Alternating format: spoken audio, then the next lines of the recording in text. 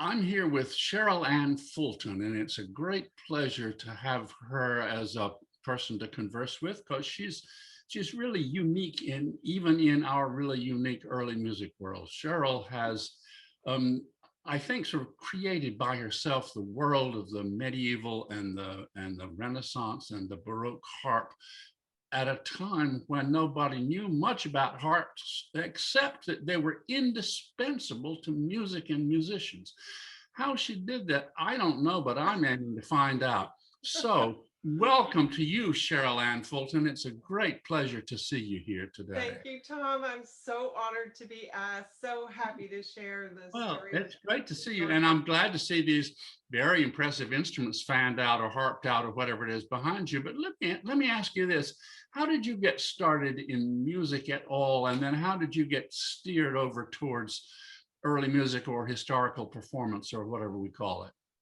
Well, I often joke because I think I came in with a blueprint for the harp because when I was 4.5, and I know it was 4.5, my parents took me to a performance of the Nutcracker ballet, and it's one of my earliest childhood memories. The other one has to do with horses, but this one has to do with harps. I remember being in the audience, being very little, and watching, not really seeing much of the dancing, but I remember these two big gold things, and when they would move like this, a sound would come out, and I remember my body going into ecstasy, like an ecstatic reaction to that sound. What was that sound? And then they'd go up and you wouldn't hear it for a while, and I'd wait, and then they'd go back, and then it would be like, woo.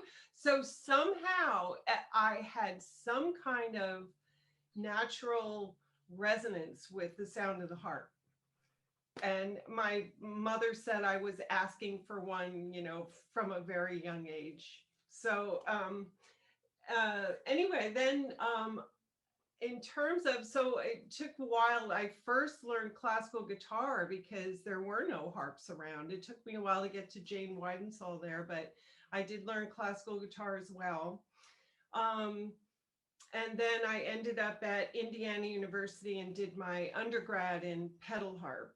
Uh-huh. So, but to bring in the early music part, so the connection to the harp was always there. Um, the connection to that is on two levels, I think. The other, again, has to do with my childhood. So I grew up in New Jersey, close to New York, and starting from about age 6, 7 or so, my dad used to take me into the museums, and my favorite was the Cloisters.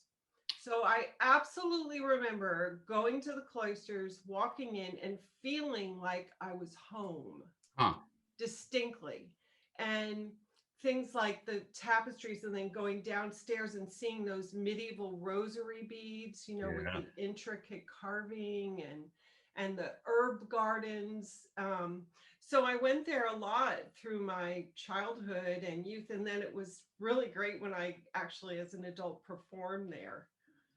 So there was some kind of affinity to that period, not just the music, but the artwork, the herbs, the garden.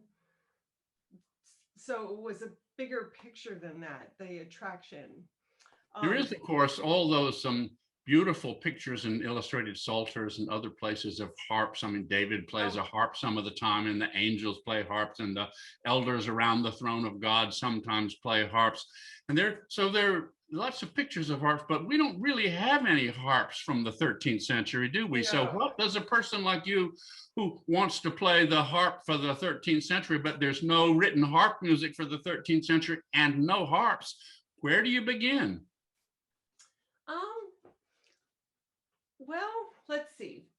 Number one, when I was studying at Indiana University and studying pedal harp, I played in the orchestras, but I also played in what was the ProArte Ensemble. This is pre Binkley PB, pre-Binkley. Before what was then called the Early Music Institute, now the Historical Performance Institute was founded, before Tom Binkley ever came. Right. Okay. Right. Yeah, I was there as an undergrad and played in the magical dinners and such. So I did have a very small Wurlitzer pedal harp that I played in that group. And I started looking for other kind of harps. I did find, so this would have been in like 1977. John Reeves White came to IU for the summer and we did the play of Mary. So I was just a junior or something at that point, sophomore. And so I got what was kind of a folkish medieval harp, and I played that. It was diatonically strung. That started. I started with that. Then there's a long process then from then, and then how I basically was the one who got Tom Binkley to IU and developing that, and the Historical Harp Society that I was founding president of. One of the things we did was make sure that we were working with builders. So right from the beginning, we brought in builders and began developing that. But when I started, there were no medieval harps. There were no triple harps. That's getting my Bassett Jones is another story there. But so we really had to work from nothing. And now, you have your choice of triple harps. You have your choice of medieval harps, right? But yeah. But how did you, or makers and so forth, how did you figure out what a medieval harp ought to look like or sound like, and how did you know about brave pins and I don't know, whatever all the other things are? Now that's a really interesting. So as far as what it looked like, how many strings and that sort of thing, there is some iconographical evidence. Of course, that's all pun intended sketchy, but there is some account there. Then we also do have accounts of string materials, like there's that wonderful one that Christopher Page includes in his book, Voices and Instruments of the Middle Ages, I think it's called, where he says, there's a quote, "Never string your harp with the gut of a wolf and a sheep at the same time." So we have accounts of the stringing materials and even that they were dyed and that sort of thing. But when it comes to sound, that's huge. And what it took was a lot of experimenting, because in harps there's either the box style construction, or the carved body construction, or the coopered. Okay, and you get different sound from all of them. So in the very beginning, some harp makers were making these very, very slim medieval harps because that's what the paintings look like, as Bach style. Mm-hmm. And they just had no sound. They just didn't work, especially for me. I mean, I was a harpist and a pedal harpist, so I had some I was good. I knew about sound and what you needed, and you just weren't going to go plink plink, right? You needed an instrument that was going to respond. So some other builders came along. David Brooks made the first really good medieval harp I had, and he managed to create a design that had a really good sound. And then we had some really great builders start to get interested, like Rainer Thurau of Germany. And he and my colleague Mara Galassi in Italy, we were really working a lot in Europe and the US. But he started building carved body harps with fantastic sound. So essentially, it's a collaboration between medieval illustrators, musicians, and craftsmen, and absolutely. Just keep fooling around with it until it seems satisfactory. And the main criterion for you, at least, was that it has to make music. Absolutely, yes. So Yeah, I'm And sorry, but yeah, but what then are you going to play on it? I don't remember any medieval harp music myself. no, so, well, I'll give you another example of process. Okay. Yeah. So, and how this evolves, how you get to what you play. So after I finished my undergrad, I got in my car with my colleague Roy Weldon because we found out Thomas Binkley was at Stanford, and we showed up there. And he let us in to play. We lived in my car for a while. It was quite an adventure. So the first thing he had us do was we did Machot's Lay of the Fountain with 3 sopranos and harp. And I created a harp accompaniment for each of the each of the monophonic sections of that piece. And so in the course of doing that, I was working with this small sort of folk harp with diatonically tuned. And I said, but Mr. Binkley, I need E flat and B flat, and I need an F sharp, and I need, all these accidentals. What should I do? And he said, well, I don't know. Well, just, I don't know, we found a harp in a closet. This is there are lots of harps in closets that was a single row harp. He said, well, just string it like, C sharp, D, whatever. And I said, really? He goes, yeah. So I started stringing it. Of course, it didn't work because the harmonic curve doesn't work. So I'm sitting out in the lawn at Stanford University, and I was saying, okay, this isn't working. What can I do? I thought, all right, put myself in the mindset of a harpist at that time. So number one, I'm in the nobility. I'm playing a Machot lay. I'm not your average jongleur, right? Right. So I know something. I have some education. What am I listening to? Okay, I'm listening to Gregorian Chant. I have the modes, that sound, and I know the hexachord system. So what does that mean? Okay, that means that the real notes in my universe are C, D, E, F, G, A, B flat, B natural. Those are my real notes. That's right. The rest of the notes are those imaginary ones, those ones that exist in the universe that are ficta. Well, what if my harp has all the real notes? And then I figure out another way to get some of those imaginary notes. So I strung the harp I had, added the B flats. Lo and behold, the harmonic curve could sustain that kind of a change. And then so that was step one. And then I used scordatura. So like I tuned the C sharp in one register and C natural in the other. And we made this incredible arrangement for the lay. It worked. So then it was a year later when I was, so that was 1978, I think, in 79. I was working on researching the triple harp before I got my Bassett Jones, and I came across Mersenne, Harmonie Universale, his chapter on the harp. And so he talks about mostly the triple harp is his main deal, but he has this old harp, and there is my stringing. Oh, great. From gamma ut up on the harp, all the way up B flats and B naturals.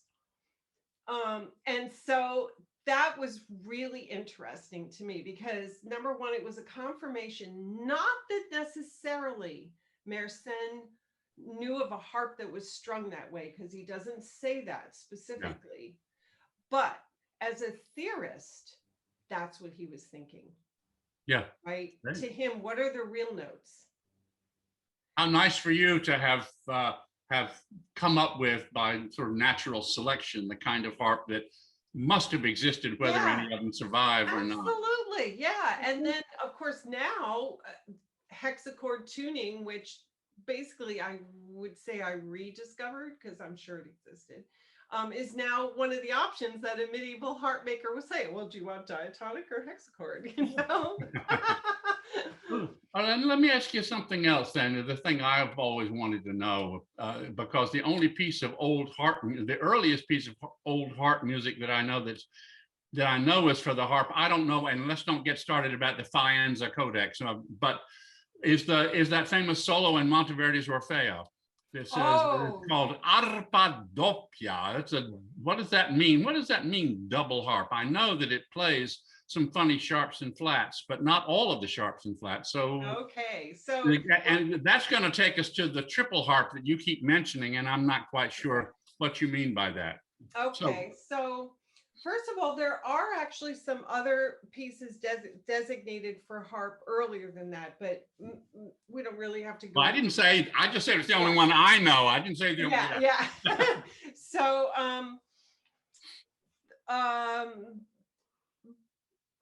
then there's a whole discussion about, medieval harp and recreating what would be done. But let's zoom ahead. Okay. And the harp itself began changing, as did all the other instruments, and they started adding multiple rows. So some of the first references to multiple row strings are as early as the 13th century, because we have a iconographical piece of evidence of a double-strung harp, small double. Cool. Mm-hmm. And then there is marginalia in the Bermudo treatise that talks about in Flanders, they have this thing called the triple with 3 rows of strings. This is before that term that you mentioned. Okay. So these are small harps with multiple rows. Then we get to Italy, and we start hearing about this arpa doppia. So in Orfeo, we have 2 mentions, arpe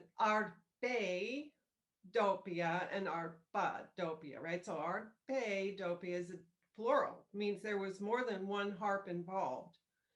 2, probably.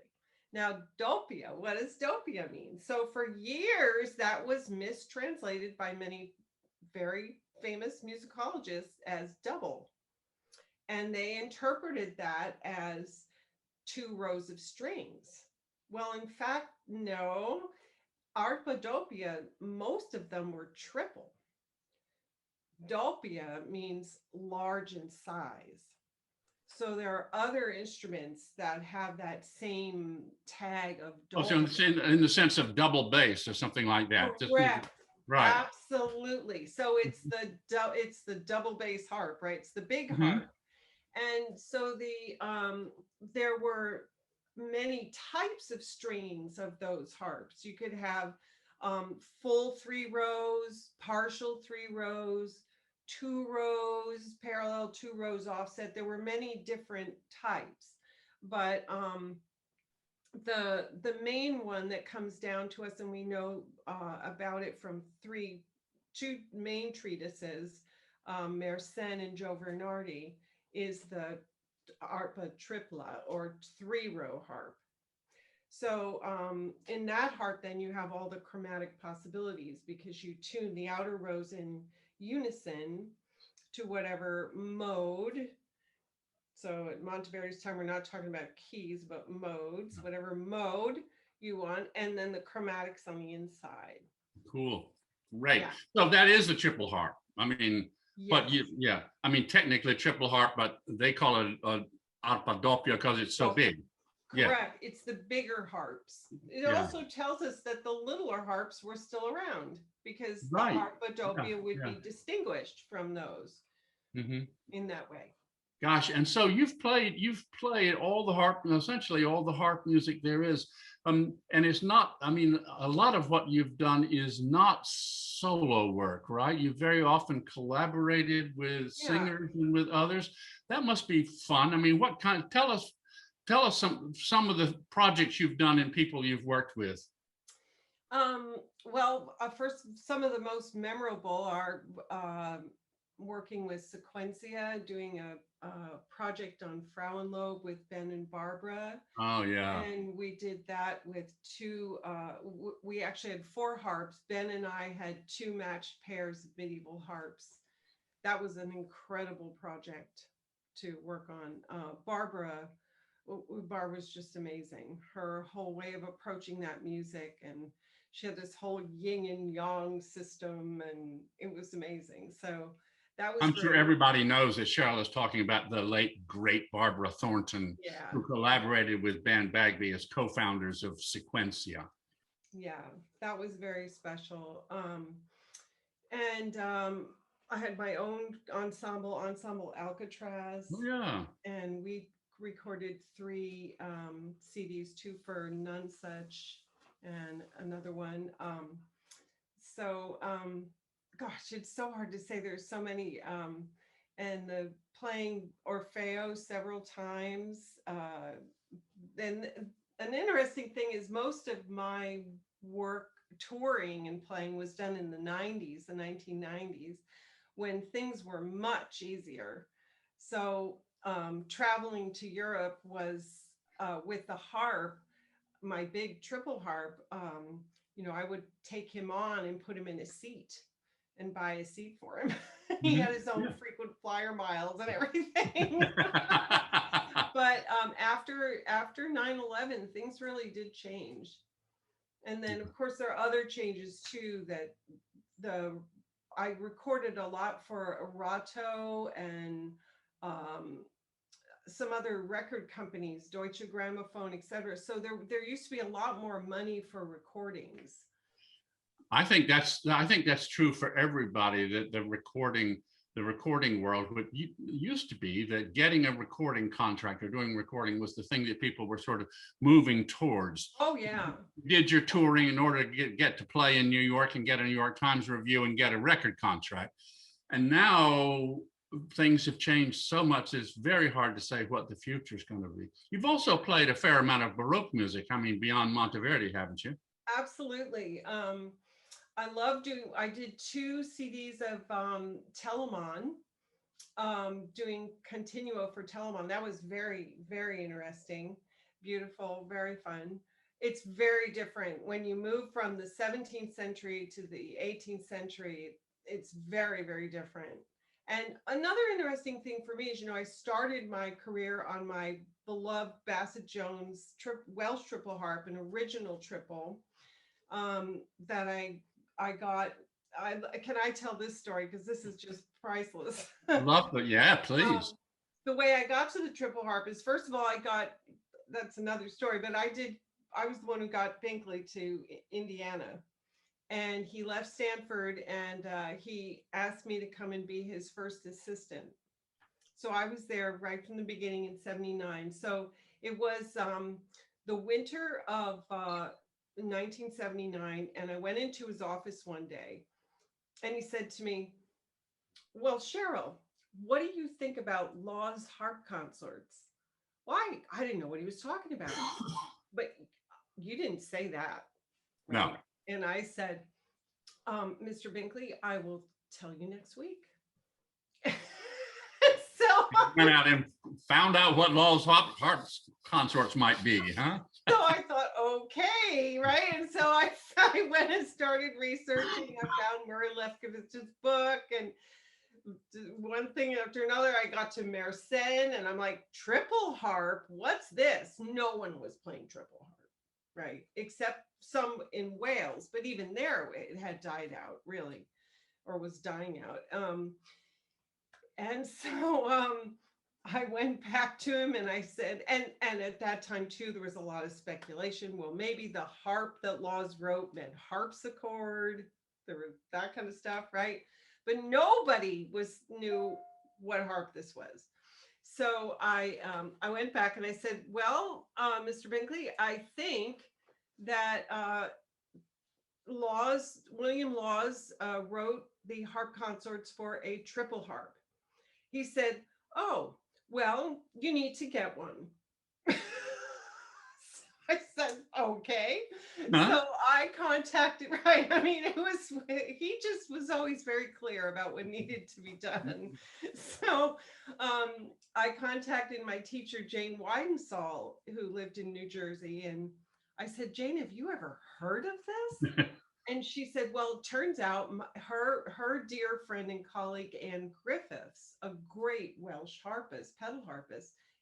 Well, she said, Anne Griffiths has some of these, I think. Let me contact her. So she wrote to Anne, and Anne said, send her over. So that summer, I found myself going to Wales to find a triple harp. I stopped in London and I went to a museum there in the south of London and saw my first triple harp. I looked up into the glass case where it was, and I remember just looking saying, that's my harp. I knew it. Triple was it, right?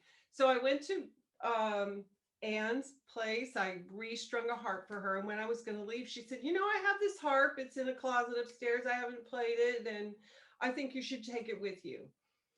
And I said, okay. And she said, and then maybe I'll sell it to you, after a while.